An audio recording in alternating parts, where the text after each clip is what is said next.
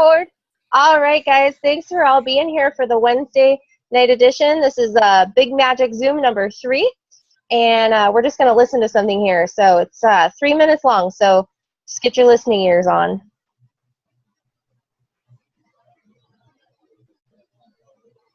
It's very minimal. It's not like we can hear it loudly. All right, let me share my screen. I think that'll be easier anyway. Okay. This is all, we're still learning some of this technology here, so this is cool. Share screen, desktop. Come on. There it goes. All right, now y'all can see my screen, right? Yes. All right. And I can turn the volume up too. All right. Good? I can't hear anything. Dang. Huh. So you may just have to summarize that video for us. Let me try one other trick.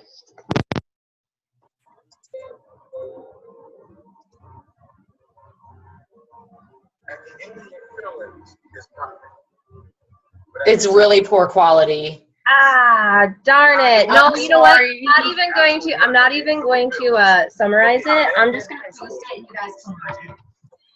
Oh, hold on. Just holy cow. All right. Take 10, right? Cool. Well, now I know that doesn't work, so that's perfect. I'm just going to post that in the group for you guys because it's awesome. If you're ever looking for anything motivational, Les Brown is awesome. And this one is called Sacrifice. It's Les Brown and Eric Thomas speeches that are put to motivational videos. I think that you will greatly enjoy it, and I will post the link in the room. So today we are talking about only 12 pages, not 12 chapters, of part 3. I'm super excited about it. Welcome to my bed, guys. I brought you to bed with me. It's the most comfortable spot to sit in my room. So let's see. Do you remember what the head of the topics are? I know one of it. So it's permission. And then under permission, we read removing the suggestion box. We read separating yourself. Yep. Entitlement. Yep. And I think that was the last one, right? And then we read into originality versus authenticity. No, that's where we stopped. I did. Alyssa did. That was just a little part, so we're just not going to talk about that. That's all right. No worries. No worries. But that's an awesome part.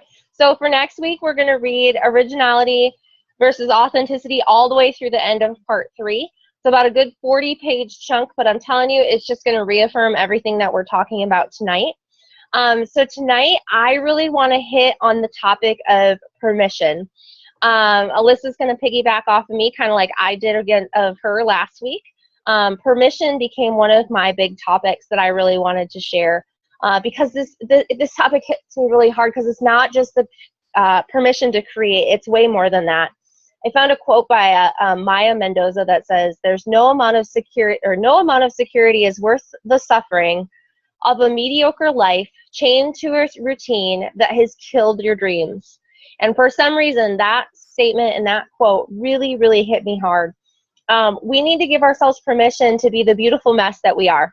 Like that is a huge thing for me. Like all of us have to embrace the fact that we are that. We're a beautiful mess. So welcome, Naya. Nice to see you. Make sure if you can mute yourself out, that would be great. For some reason, I'm having a difficult time doing it at the moment. So becoming giving ourselves permission to be the beautiful mess that we are. The biggest thing that we need to give ourselves is the permission to immediately walk away from anything that gives you bad vibes. Cut the cords. This is huge. All right. So we have to forgive, forgiving is part of our, it's part of the only way that we can exist, because think about it this way: grudges lead to bitterness, and bitterness and growth can't reside in the same house or temple or space or whatever you want to call it. So we have to forgive. It sometimes is hard, but you don't have, and here's the other part too. You can't forgive and not forget. You have to forget too. You have to pretend like it doesn't, I shouldn't say pretend. You have to forgive to the point where the fact that it happened doesn't matter. Because when you hold on to that, there's a quote out there. It says something like, bitterness and grudges are like taking poison but expecting the other person to die. Drinking poison and expecting the other person to die. Yeah, exactly. And that's what a grudge is, and that's what bitterness is. And so you have to let go of it because they can't exist in the same space. Alyssa and I have a lot of experience with this, as do a lot of us. And most of us, it has to do with speaking our truths. We were staying put in a growth situation when our hearts were telling us to go and grow. We collectively both felt bad because of how the other person might feel if we quote unquote left the nest. Now I know that I'm going to touch a little bit further on into something that's, going on in the book, or, later further on down the book, but this is really, the point is permission. We were waiting for the person's blessing. We were waiting for permission to grow. We were waiting for someone to say, go ahead, go start this group, lead people, go ahead, develop yourselves as leaders. So we were waiting for someone to give us permission. I ignored the feelings for a long time. And then I ignored the feelings for a while. And when I felt on how I was truly reflecting on how I felt, I truly believe that the universe started kicking me out, because I felt like I couldn't hurt the person. But I was so afraid that they would be hurt, they would be angry, they would be mad, they would be upset. One day the noise got so loud, guys, that it started affecting Alyssa. It started affecting more of our friends, and it became drama because I didn't just decide to do something. And I truly feel that the reason the situation got to the point that it did is because I didn't step up and just say, okay. So collectively, we had a meeting of the minds, and that's how this group was born. That's how Change Your Life, or Change Your Thoughts, Change Your Life was born. So I want you to know, and this is a big thing for me, that not all toxic people are cruel and uncaring. Some of them are extremely loving, and they love us dearly. Some of us, and many of us, even have good intentions, but most are toxic simply because their needs and ways of existing are forcing us to compromise ourselves and our happiness. Okay, I want you to listen to that again. Most toxic people are not uncaring. Most of them love you, and they're extremely loving, and they're extremely close to you, but they're toxic simply being because their needs of ways are existing force us to compromise ourselves and our own happiness. These people aren't inherently bad people. Sometimes they're the greatest people, but they aren't the right people for us, and as hard as it is, we have to let them go. Life is hard enough being around people who bring you down as much as you care. You can't destroy yourself for the sake of somebody else. So I have a list here. Whether that means breaking up with someone you truly love, loving a family member from a distance, letting go of a friend, or removing yourself from a painful situation, you have every right to give yourself permission to create a safer place for yourself. Okay? So I struggle with this a lot. I've had to set boundaries in relationships. I'd have to cut off my own, specifically biological father, just because of the emotional cycle, of the abuse cycle that was there. You also need to know that you have permission not to show up to every argument that you're invited to. So this runs deeper. Permission runs way deeper than just allowing ourselves to be creative. So some of the things that I do personally, every time I shower, I picture negativity running off of me. You can do another thing, thinking about the person that you want to release from whatever it is that's holding you back, and say something like this. I bless you by wishing you health, happiness, and prosperity now and always. I release you from my life with love and ask that you release me too. Thank you for all that you've provided and taught me.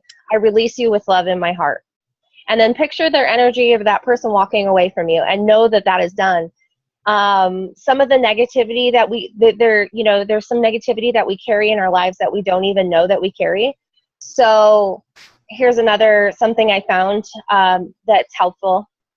You say, I ask for assistance, and you can be speaking to your inner self, God, higher power, whatever you believe in. Please go through my body, my mind, my belongings, my beliefs, my place of work, my home, and my car. Remove any negativity and negative energies, including stored traumas, fear, worry, doubt, jealousy, anger, harm, judgment, mistrust, betrayal, and criticism. Please fill the voids with absolute love and happiness. And then always express your gratitude. And then what you're supposed to do is envision a cocoon of light that's coming from inside of you, around you, and that's going to protect you from the cords or the people or the negativity that you've just cut off. And I'm telling you, it is such a freeing experience. This is something that I've recently done, and I continue to do. And the people that have hurt me in my life are no longer allowed to hurt me anymore. So this is where I'm saying, like, you have to forget or forgive and forget, but it's your choice whether you keep putting yourself in the situation to allow to continue to be hurt. And that is the big thing, because it's like, what is it? Fool me once, shame on me, or shame on you. Fool me twice, shame on me. Same kind of situation. So put yourself in a situation, but if you're going to do it again, it's your fault that you got hurt, not that other person's at that point, because you allowed it to happen. So I know that was a whole ton of information that I just like totally vomited all over you. No, that's perfect, because that segues right into what I was going to add to your part. Absolutely. So go ahead, Alyssa. So when Amanda and I were talking about this, I told her that I knew that she was really passionate about talking about the permission aspect, but what I had underlined of it was a totally different branch of it where, for those of you that don't have your books in front of you, I'm going to read this section that I'm talking about, just like a little excerpt so that you know where I'm referring to. So underneath the Your Permission Slip section on page 86, she writes, "You don't need anybody's permission to live a creative life. Maybe you didn't receive this kind of message when you were growing up. Maybe your parents were terrified of risk in any form. Maybe your parents were obsessive compulsive rule followers, or maybe they were too busy being depressives, addicts, abusers." They goes on to talk about, maybe they were just pure consumers. Maybe they were people that, grew up in an environment where people just sat around watching TV and waiting for stuff to happen on them. And so what I ended up drawing a note from this is thinking about, some people say like the past is the past, or, don't reflect on the past. But I personally did a lot within the last 2 to 3 years, especially when I went to counseling for a little while to really figure out, why I was feeling the way I was about certain things, why I was choosing to be in toxic relationships, because I did that since the time I was in middle school up until, 3 years ago when I met my fiance now.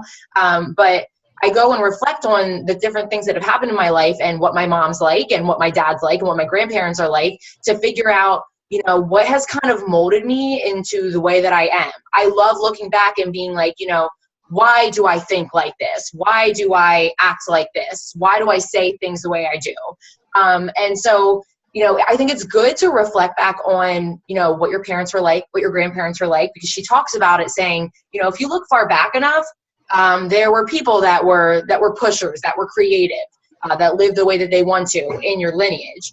But I wanted to outline remembering that even though it's good to go and reflect on, what your parents are like, what your grandparents are like, to kind of see where you got your tendencies, you got to remember that is never an excuse to not step up, to not go where you know that you're supposed to go and create your life the way that you want. Because so, for example, my mom works for the Vanguard Group. I don't know if you guys are familiar with that huge company, corporate job, but she literally, I know that her blood pressure, her high blood pressure, hypertension is from that job. My dad was, a software engineer for a great software company, and he was a slave to his job, working 80 hours a week. And so I realized when I was growing up that I was exposed to, that's kind of how you're supposed to do things, is you have a corporate job and you bust your ass for them. And it's okay if you're miserable because it's paying the bills. But, that's kind of what I was around. But I realized as I started to get my creative mind that I wanted to do something totally different. And,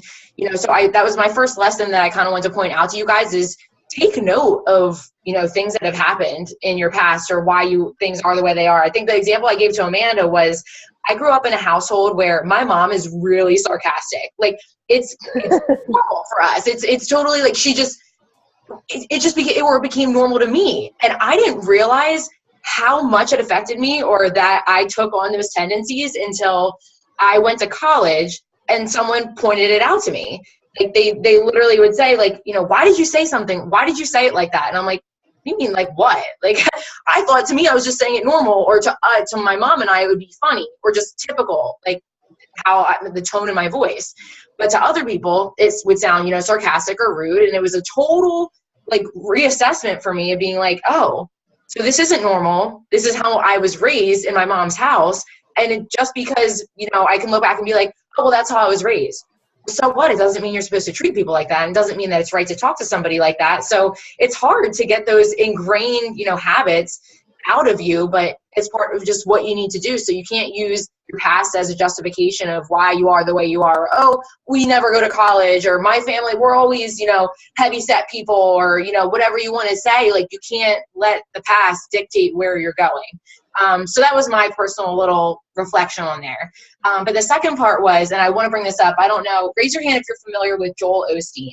Does anyone know who he is? Okay. So I listened to him on Sirius XM, and his station popped up the one day. I remember the first time I heard about it, I was like, I heard him speaking, and I'm like, I'm not listening to a pastor on the radio. Like, I'm a spiritual person, but I was like, I'm not going down that road. Like, this is going to be so boring.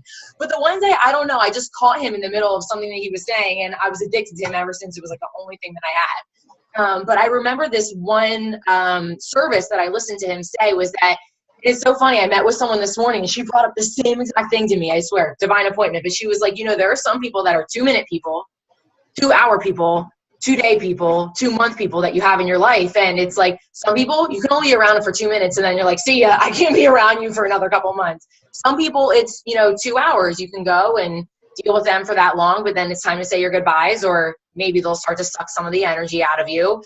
Some days, you know, some people you can be with for 2 days. Some people you could spend eternity for 2 years, and you'd be totally fine.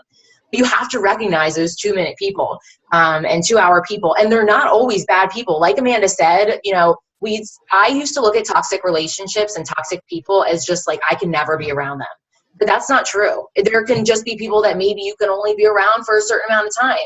And I gave Amanda the example, and I still don't know if toxic is the best way to label this. But for those of you who are new on here or haven't heard my story, my dad is a lymphoma patient. So he's had this blood cancer for 16 years, going to be 17 years now. And he's been my hero my entire life. He's such a hard worker. He raised me to be a spiritual person, a positive person, to always go after what I want. But he's become extremely sick. And we kind of reversed roles where, you know, he was the one that was implementing like my faithful practices into me. And now he's just so beaten down from all of the treatments that he's been through, from praying, that he wants to just heal and to not be healed. You know, he struggles with this faith sometimes. And so I feel like we've switched roles where I'm trying to now remind him of, you know, who his creator is, who his God is. And that's just what we believe. So by no means am I pressuring anyone to believe that same thing. That's the kind of conversation we've had. And I said to Amanda, I was like, you know, I didn't really think about this, Howie. Oh my God, my palm, she just came out crazy. He's going nuts. You know, I didn't really think about this, but, you know, I realized when I'm at my dad's house for more than 2 hours sometimes, it starts to suck the life out of me. It starts to suck the energy out. And it's not that my dad's a bad person, and it's not that I don't still think of him as my hero and one of the, you know, greatest leaders of my life, but it's something that I have to recognize that's going to be consuming me. So I'm encouraging you guys to start. You got to recognize that. You can start to feel it. You kind of just start to, like, if you walk in feeling like, you know, a ray of sunshine, and you walk out feeling like you're a shriveled up worm, like there's something wrong. And it doesn't mean the person's bad for you, but you just have to be like, okay, that's a 2-hour person, and start to make those boundaries for yourself. So can I add something on that? Yeah, sure. I just have one more little point that I'll make.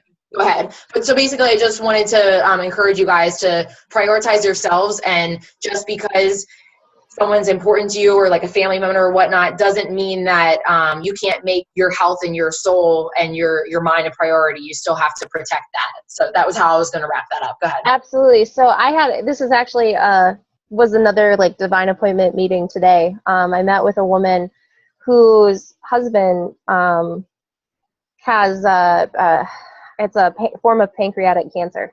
It's not something that's common. What's crazy enough is this guy's a doctor. And Dr. Heal Thyself is not necessarily something that is very well receptive or taken, especially when you're only like 39 years old. And so he ended up with a really, really, I can't even think of the name of the cancer right now, but it's a form of colon cancer.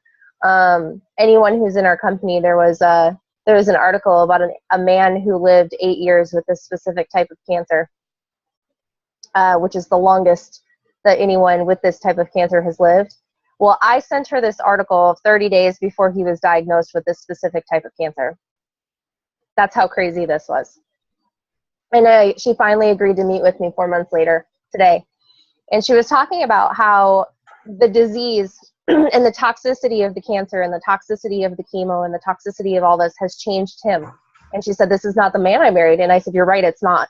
It's the cancer talking. It's the disease talking. And so sometimes toxic people that are in our life, it is not the person that they are that is speaking anymore. It's what has taken over their body. And it just reminds me so much of that. And sometimes you do have to separate yourself from that. And it's hard when you can't take care of yourself beyond a certain level, and how much more important it is for people that are in that situation to be in mindset groups and be around people who are positive. I don't know, all of you that I can see on camera, do you ever walk into a room or go somewhere and you can just tell when it's like dark? Like raise your hand. Like negative energies? Yes. Yeah, absolutely. Pay attention to those, because if it's really bad, don't go in. People who can feel that, people who can walk in and feel bad vibes, honestly, it attacks you and it holds on to you. And that's why taking a shower and imagining this stuff running off of you is so big, because it's almost kind of like a placebo, like you're imagining it running off of you. It is actually leaving your body, that negativity and that negative energy and those bad vibes and all of those. Say someone said something hurtful to you, imagine it just washing off of you. It's going to make you feel lighter. I honestly believe, and now we talk about learning from our parents. This is so funny because I know my mom is listening. My mom and I are both extremely sensitive people. We both are extreme people pleasers. We used to be. We used to not speak our truths. We lied a lot of our life, believe it or not. And it wasn't the lying that you think of. It's the lying that, like, we said what everybody else wanted us to say instead of how we truly felt about a situation. My mom and I, for the longest time, were the most severely overweight people you would ever see, because we dealt with it by using food, or not the healthiest food, and then we had stress, and then we had this, and then we had that, and we wore other people's problems for a really long time. And then it manifested. Crazy enough, I found out I had adrenal fatigue, and a few months later, my mom goes, I think I have that too. And I was like, well, it would make sense that you have it, because if I have it, I learned it and got it from somewhere. Like, this isn't something that, it's not genetic, but it's definitely something that's learned through lifestyle and everything else. And so it's really funny to see when you do reflect on your parents. And like you said, it's not an excuse, because it's our choice to make the change. It's kind of like abuse, break the cycle. Anything like that, anything that is cyclical, anything. Absolutely. We call it, in my household, we call it something called a generational curse. Break those. So if you're a negative person, stop being negative, because you're going to press it onto people around you. It's a generational curse. It's something that'll keep going unless you decide to make the decision to break it. So anyway, long story short, divine appointment. I sent her this article 30 days before he was diagnosed with this cancer. Crazy. Just crazy. But anyway, he is feeling that toxic. She is feeling that toxic person coming out of him, and now has to deal with it in some way or form. So. Yeah. So I have the part that I wanted to talk about as far as entitlement. Do you want to segue into that now? Or did you have something you wanted to? I think I know I have something on entitlement in here. Like the entire part of it. I have underlined and highlighted one part in entitlement. Okay. That part. It's on page 95. It says, I think that's under entitlement, right? Yes. It says, I've had to keep defining and defending myself as a writer every single day of my adult life, constantly reminding my soul that, and the cosmos, that I'm very serious about the business of creative living, and that I will never stop creating, no matter what the outcome, and no matter how deep my anxieties and insecurities may be. It is best, I skipped a sentence. It is best to be insistent but affable. Repeat yourself, but don't get shrill. Speak your darkest and most negative interior voices to the way a hostage negotiator speaks to a violent psychopath. I don't know why, but I just love the imagery there. Yeah. Speak to your darkest and most negative interior voices the way a hostage negotiator speaks to a violent psychopath. Calmly but firmly. Most of all, never back down. You cannot afford to back down. The life you are negotiating to save, after all, is your own. Okay, go. And then who the hell do you think you are? Love it. Yep. Go ahead. It's just like as soon as I go to talk, Mike turns the TV on. So, okay.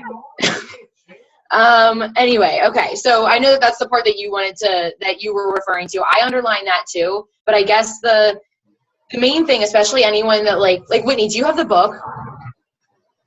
Okay. Have you read this part? Let me say let me unmute you. Okay. I don't know how to do it, so I gotcha.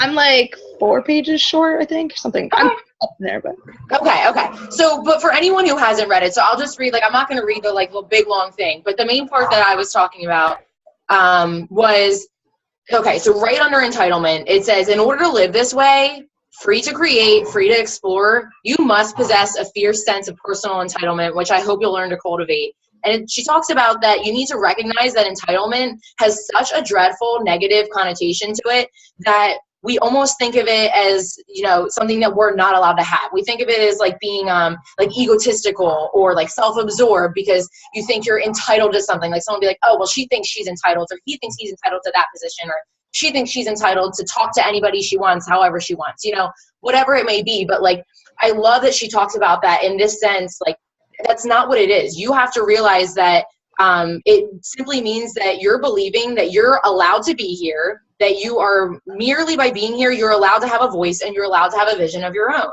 And so I know that my parents didn't mean to do this, and I don't think anyone around me meant to do it, but I feel like society, as I was growing up, like they make you feel weird or selfish if you want to go do something on your own. If you want to go have your own business, if you want to have a business or your own thought, or even things like meditation. When I was in college, I just my senior year, I just kind of had it with the whole like going out and drinking 4 nights a week thing. And I decided that it was like a lot of times like Friday, Saturday nights, I wasn't out doing like the parties with, frat houses and whatever, but I would go in my room and like, I'd watch Friends. That's one of my favorite shows. But like, I would just like, eat, chill out, watch Friends, relax, whatever. That was just my thing. And people would make me feel guilty for like wanting to take care of myself, because at that point, 1, I was getting ready for a fitness competition, and 2, my adrenal fatigue and my Lyme disease were so bad that at that point, I was taking care of my health. I didn't feel like going out, and it was like, why was I going to go out just so that somebody could like make me feel like I was doing what you were supposed to do in college, just like following what everybody else did, and make people feel good that I was out on a Friday night. Like, why do I care? And some people I feel like would think, like, they kind of looked at me as though, I was too cool to go out, or, but it was really, I'm entitled to take care of my health. I'm entitled to do the things that I want to do. And even now anymore, I'm out of college now, but there are times where, I still have friends that go out every night of the weekend, or, there's something every weekend that they're going to do. And I don't, people will be like, oh, do you want to go to this? Do you want to go to that? Blah, blah, blah. No, I'm going to stay home, and I have stuff to get done around the house. I don't want to take care of this. And, I want to, read my book or whatever it may be. Or even if I would choose to just go to the gym instead of going, out to the bar in Philly. And it's just because you have the ability to make that decision for yourself. And a lot of times if you decide to make your own decisions, if you want to go and live life the way that you want to, as opposed to what society tells you to do, people make you feel like you're being selfish, or that you're too good for them, or whatever. It's not it at all. And it took me a while to just accept that I want to live my life the way that I do. And that doesn't mean anything bad about me. But that's kind of what I saw when she's talking about entitlement, is that you have to realize that it's necessary to just create the life that you want, or you forever have to deal with just, if you want to satisfy other people, that's fine. But then you have to deal with having a mediocre life, and you're not going to be happy. You're not at all. There's a quote once. It's funny that you said mediocrity. There's a quote my band director said when I was a kid, and it was one of my favorite things. Is, once you lick from the lollipop of mediocrity, you suck forever. Oh my God, I love that. That's awesome. And I hate to throw you under the bus a little bit, Rod, there, but, and I'm going to speak to women here for a second, but a lot of times, I mean, and you're not there, Alyssa, yet, but a lot of times as mothers, we get a lot of crap for wanting to take care of ourselves. We get a lot of crap for wanting to go get a pedicure. We get a lot of crap for wanting to take a half an hour to do yoga, or an hour to go to a yoga class, because it's not taking care of the family, or it's not, and a lot of times it's not even from the spouse. Sometimes it's from society. Like, oh, for me, I'm a work-at-home mom who now has a part-time job, and I'm looking at potentially putting my daughter in Montessori school for the other 3 days so that I can work from home alone, because the only reason that I've been able to get through the last year is because I take anxiety medication. Because when my son was 2 years old, I said, I'm not cut out to be a stay-at-home mom. I need to go back to work. Well, now I have a way to work from home, but I can't handle my daughter being home, and I swear it's only because I've been on anxiety medication that extra year. Like, seriously, that's just the way that I was built. I was not built to be a full-time mom, and my mom is the same way, which is crazy. So I know she gets it, but society looks at me and goes, oh, you work from home. Wouldn't you love to have your kids? And I'm like, no, get rid of them. Like I can't. But like, you're doing what's best for you, and everyone's different. Yeah. And that's the thing is, like, you know, there's nothing wrong with that. And I ended up pointing an arrow to, like, it's just a little bit after what I just read. She hits the nail on the head when she was like, because often what keeps you from creative living is your self-absorption, your self-doubt, your self-disgust, your self-judgment, your crushing sense of self-protection. So the arrogance of belonging is what pulls you out of the darkest depths of self-hatred, not by saying, oh, I'm the greatest, but by merely saying, I'm here. So, like, she's literally saying, if you are feeling that you can't be entitled and that you need to just, you know, adapt to what everybody else is doing, like, that's because you are thinking about yourself so much, your self-doubt, how other people see you. Just worry about yourself and do what you need to do. And it's not a selfish act. And don't let society make you think that just because you're making your own decisions and not conforming to something, if it makes them feel uncomfortable, so what? I just learned to get around people that adapt to, you know, what I am. Like, I know I wanted to kind of reflect on what we were talking about with permission. Like, if you're in a situation where you walk into a room and you feel like it's really negative, or you just went to go, you know, visit a family member or friend, and sometimes you leave and you're just like, oh, like, you just can't shake the negativity. It's happened to me. No matter how positive I'm trying to be, I'm like, I just can't get that negative vibe off me. I just want to get around someone positive. So either I'll go and, like, you know, I call someone like Amanda, or, you know, one of my more positive friends, or even just going on YouTube and looking or watching something like Amanda was trying to share with us, just getting around 3 minutes of something like that, like, replace that negativity. Because sometimes just thinking like, oh, I want to think positive, it's not enough. You need to replace it, and to be able to watch it from another source or listen to it from somebody else can just kind of get you back in the groove. So there's nothing wrong with trying to, you know, reconnect afterwards. Don't think you have to do it all on your own. We all need support, and that's what the group's here for too. So I'll end with that. That's kind of what I wanted to summarize with. And Awesome. If you want to add anything, Amanda, that's good to go. Yeah. So it's really funny. Entitlement to me has always been a really negative word. I worked for a state-funded project for a long time in the state of Wisconsin, so I know Sheila and Rod can identify with the state of Wisconsin in general, but I've always said Wisconsin is one of the most entitlement states ever, and it's always been used in my vocabulary as a negative word, because there are a lot of people who walk around feeling entitled in a very negative way. And so it is, to me, it's very flipping a switch. It's like, I am entitled to feel the way I want to feel. I should be able to do the things that I want to do, instead of looking at entitlement as a government-funded, food stamp, welfare-minded thing. And that's the way, in my brain, that entitlement was, because there are a lot of people where I live that feel that they deserve to be on government-funded programs, and that's so for me, I mean, there are people who need to be. and I think that that's great that it's there for it. But there are a lot of people in the state that we live in that feel like they deserve it. They're in the gimme state. And so, yeah, so that's I'm reworking that word into my vocabulary is to flip it a little bit. So anyway, I want to open up. I want to see if anyone took my challenge to watch Everything's a Remix.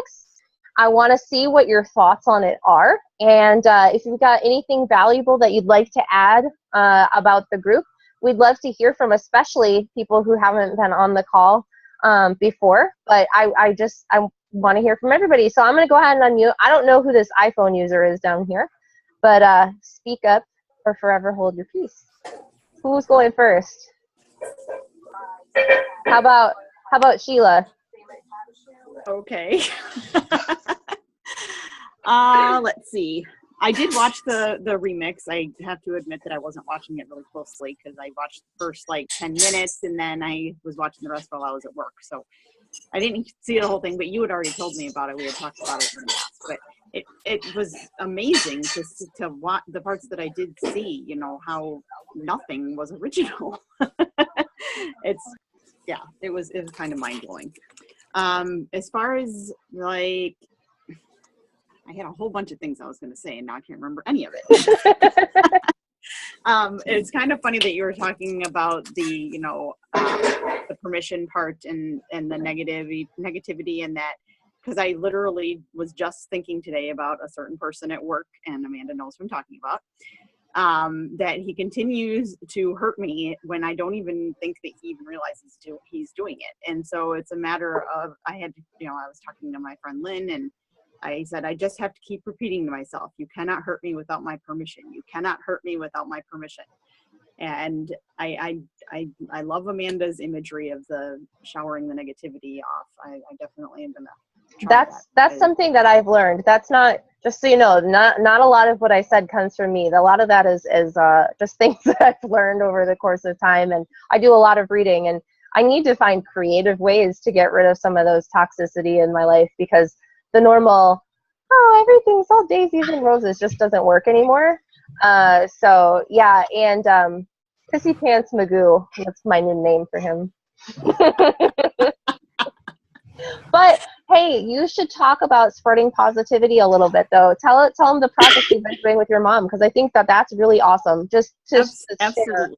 That was the next thing that I was going to say, is that I can relate to the 2-minute, 2-hour type people, because my mom is a very negative, somewhat entitled person, and she would suck the life right out of me. Literally, I would go and visit her and she would be negative about this or that. I mean, when I tried to get together with her and my sister, she'd always bring down everybody, and everything that came out of her mouth was negative. And really defensive. Yeah, defensive, and it must be nice to have this, and it must be nice, because my sister and I work really hard for the things that we have, and we have nice things, but we work for it. We don't expect the government to pay for our stuff. But anyway, what Amanda was talking about with what I've tried is, because I had a situation at my sister's baby shower where my mom made a comment to me that she didn't think I was going to see her before my sister's baby was born. And I said, I'll see you before that. And she says, I doubt it. And it started out as being a vengeful thing. My thought was a vengeful thing, that I said to my husband, I said, I am going to text message her, and I'm going to send her a picture of me every single day so that she cannot say she doesn't see me every day. However, that was on like Saturday, and then we went to church on Sunday, and we talked about bitterness and all of that, and it turned my thoughts around, in that instead of doing it in a spiteful manner, I would do it in a positive manner. And so I began each day taking some time to either send her a positive quote or just say, hey, how's it going? And I tell you, it has made a world of difference. By the third day, she was contacting me, asking how I was doing. When we get together, she's positive about things. Amanda can attest to spending the day with her was not painful at all. The last time I spent the day with her, like the two of them, I wanted to poke my eyes out with pencils in the back seat because it was baby shower day. It was the baby shower day, and I'm telling you, my daughter was with me, and she'd never said hi to my daughter, and my daughter's cute, and she never said anything to me, and so I was having an awkward conversation around Sheila's children and her mom, and I was like, what is going on here? Like, I felt like I was on another planet. So yes, so I've experienced now both sides of her, and she was very pleasant. So it's very nice to be around her. And so the whole thing is that all she did was made someone feel special. All she did. And it goes back to what we were talking about last week a little bit too, Alyssa. Remember we were talking about a little bit like just complimenting someone or giving someone something uplifting and how much it's changed her mom's life. It's really awesome. I'm so happy that we had that sermon at church right after that happened too, because that really helped. So yeah, awesome. Well, it looks like we lost my mom. Maybe, I don't know. Let's see, who wants to go next? How about Whitney? I'm just calling on people. I didn't get time to watch that remix. That's okay. But well, I guess I reflected on the shower thing you said too. Actually, it was last night and the last 2 nights. I kind of do the same thing, and I do breathing exercises at the same time. Like breathe out the negative. It's like the best. Yeah. So when you brought that up, I was like, I could totally relate to that. Yeah, I do that probably 3 times a week. Just let it all go. Mhm. Yeah, that's awesome. Have you watched the other Zooms that we've done, the other recordings? Yep. Okay. So do you find time to be at peace or meditate or did you find anything from what I was talking about when I was talking about meditating and my craziness? I don't think it's crazy. Oh, good. Not so much I don't know, you have designated time for it. I feel like honestly that's the only time I do is shower time. I don't have designated time for it. I No, you know what I do is I tell my kids to go watch Paw Patrol for 5 minutes so I can be alone. I don't care. Normally I'm not a huge get in front of the screen person, but I'm all right, go downstairs, watch TV. I'll be down in 5 minutes. And I literally take 5 minutes. It's not hours. I can't concentrate on nothing for that long. I just can't do it. I'm about to watch my bunnies. Yeah, that's the other thing. I'm like, go play with Sheila's bunnies. I'll be outside. No, I don't take out that time. It's probably I take really long showers because I'm zoning out in there. And okay. Yeah, all right, awesome. Well, that's good. Working on it. Good. Absolutely. All right. How about Rod? We have to hear from Rod. Hi. You got me off. All right. Typically on the way to work in the morning, reflection, listen to words of inspiration and stuff. I lost you guys before, so I don't know exactly what led into some of the conversation here. So no, I was asking about if you did get a chance to watch Everything's a Remix or not. I did not see that. Okay.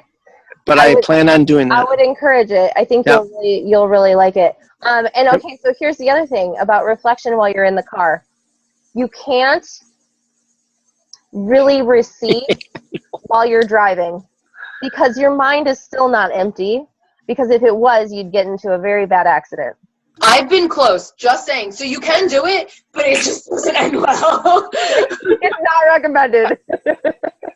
Especially if you're listening to Joel, I'm telling you, I'll be in the car oh my God, it's hitting me so well. And well, I'm driving really early in the morning, so it's on nice back roads, and it's pedal to the metal. I still would urge you to find 5 minutes I know.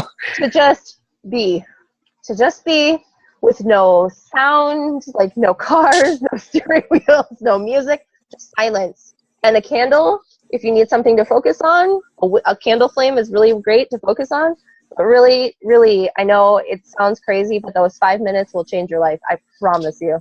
5 minutes a day, any time of the day, even if it's sitting in the bathroom. That's the only 5 minutes you get to sit. Whatever.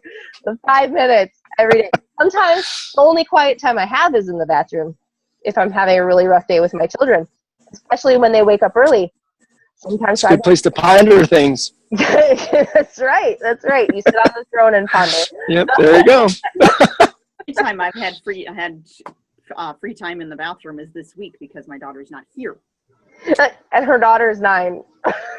He still walks. He follows me to the. I don't have to worry about that. So The people who have pets have to worry about that, though. Awesome. Well, I'm excited to hear Sally, so I'm going to unmute you, Sally. You there?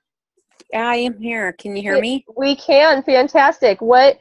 I don't know if you've gotten a chance to watch Everything's a Remix or read or what you've been I able did. to do. I watched Everything's a Remix. I just got my book the other day. Good. I'm in a small enough town where there's not a bookstore, and our library is not equipped with it. But Sure. so I did watch Everything's a Remix. I found that very interesting. I totally agree with everything you guys talked about tonight with getting rid of the toxic people in your life. My husband and I did that about 4 years ago, and some of it was family members. But boy, it's put us on a journey where we just cannot look back, because it has enhanced our relationships with people who are really our true friends now, and with our kids. They're 20, 19, and 6 or 17, and it's really enhanced that relationship, letting them know don't hang around toxic people also. That's So awesome. I will find my 17-year-old, she'll usually go out on a Friday night or a Saturday night, but the other night she stays home, and she's content with being at home. So everything that you guys talked about is really rang true with me, what's going on in our life. That's awesome. So what was your favorite part of Everything's a Remix? I'm curious. I first of all, I really love the waltz back through the music, but just really that you can remix your life, and it's not original, but how you spin it and how you're going to grow through it.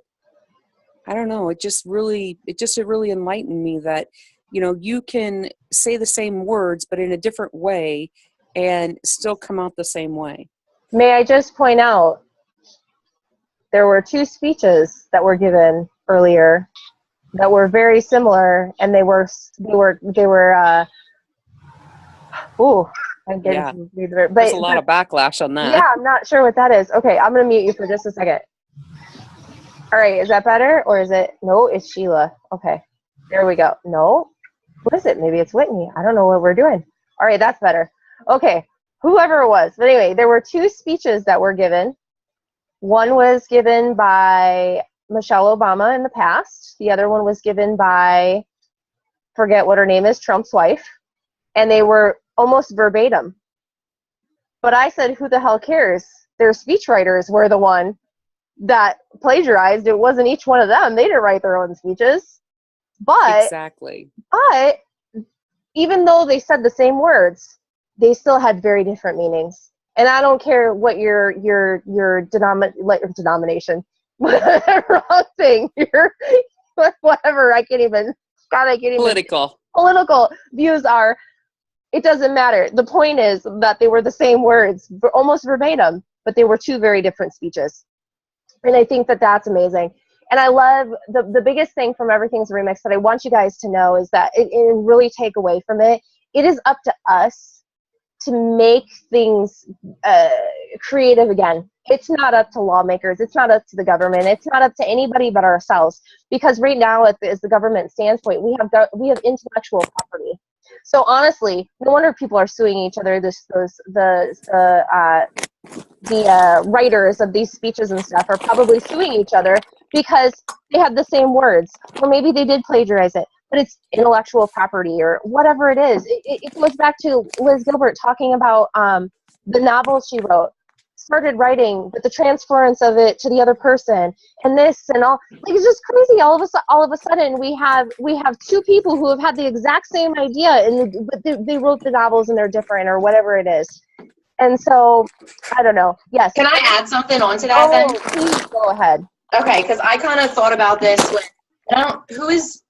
okay, sorry, I just hear a lot of background noise of like someone like making food or something in the back, like a rapper. I got it. I got you, girl. Okay, but basically, so I wanted to give my I've looked at things, especially because I'm a type A personality, like, okay, if something's already been done before this book, by the way, I used to think like this.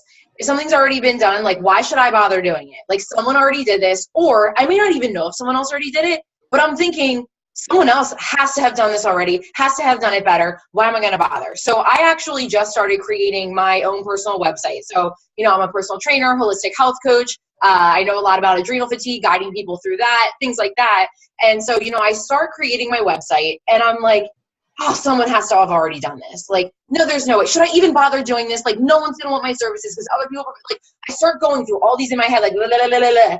But it's just, I love how she points out in this book. And then, of course, in Everything's a Remix, like, yeah, someone's already done it. Get over it. But the thing is, so many awesome things in the world, somebody has already done, but it's different the way that you do it. Like, it's the same song or the same dance, but someone else doing it just makes it different. I kind of, like, I even look at it as just as, like, people that have, like, blonde hair, but it's, like, it looks different on each person because you have, like, a different face. You know what I mean? Like, I don't know how else to put it, but it's just, I know that was, like, really not a good one. But it's just, like, I'm trying to get my creativity out here. But it's just, like, it's just so simple like that. Like, yes, everything's already been done. Like, words are already written, but the way that they're written is just totally different. And so I feel like it almost gave me a sense of relief to think to myself, like, yeah, it's already been done, but I'm just going to make it better. I'm going to make it my way. And that's why there are, like, seriously, I can't deal with this right now. Okay, anywho, I'm done my little speech. But so basically, you know, just even just the little things such as, like, what's my color scheme going to look like? You know, having a photo shoot tomorrow. Like, what are my pictures going to look like to be able to execute things differently? Like, you will make it different. And even if someone else has already made it, like, very similar, just the way that you say it. It could be the same exact speech. It's just the way that you emphasize a certain words or the way that your heart fills up a certain part of the speech versus a different part when somebody else does it. Just makes a total difference. So I don't know about you guys, but I felt a lot of comfort just reading, like, yeah, someone's done it before. You kind of just get past that, push it aside, and be like, okay, now I'm going to do it my way. And I just love it. So that was my take. That's right. That's absolutely right. All right. Well, we have an iPhone user down here. I'm going to unmute them because I'm not sure who this is. Who are you? Can you hear us? Maybe they're not there. Huh. And Did anyone try dialing in, like, on their phone and they were on, like, a laptop or anything? Like, no one's doubling up, are they? I don't know. Okay. Maybe they're just not. Maybe they're on mute. I'm going to see Anita here. Anita? Are you there, Anita? Huh. Well, that's it. All right. Well, so I guess that's it. As everybody, because Joanne is going to type us if she's got anything to say, because she's having some issues speaking tonight. She's going to write in the Facebook group anything she wants to add. So next week, we're going to read the rest of part 3. We're going to read the rest of Permission. We're going to go into, Alyssa foreshadowed on it a little bit, originality versus authenticity, but that's awesome because it doesn't matter if it's original, it matters if it's authentic. I love, in one of the things that I've listened to Elizabeth Gilbert speak a lot, one of the things she says, and it kind of touches on it in the next part of this part, is please do not sit down and write me a self-help book because it's going to be crap. Like, you don't just sit down and write a self-help book. That's why there's a lot of self-help books that don't sell. But for instance, Eat, Pray, Love, one of her novels, her life story has become one of the biggest self-help books and books on finding journeys and how to make it through certain things. One of the best sellers for that. It's actually in the self-help section and the biography section, which is awesome. So it doesn't matter if it's original, it just matters if it's authentic. Give yourself permission. If you haven't watched Everything's a Remix, I highly recommend it. If you need to cut some ties with some negative people in your life, please do it. With that, I don't have anything else. You got anything else, Lissa Lou, before we get going? No, I don't. Just make lists of toxic people and make mental notes of making sure they're only in your life for 2 minutes or 2 hours or 2 days accordingly. Yeah, absolutely. Absolutely. All right. Well, with that, everybody have a great night. I'm going to upload this to YouTube and get it posted in our group as soon as possible. And we'll talk to y'all next Wednesday or next Monday. Good night.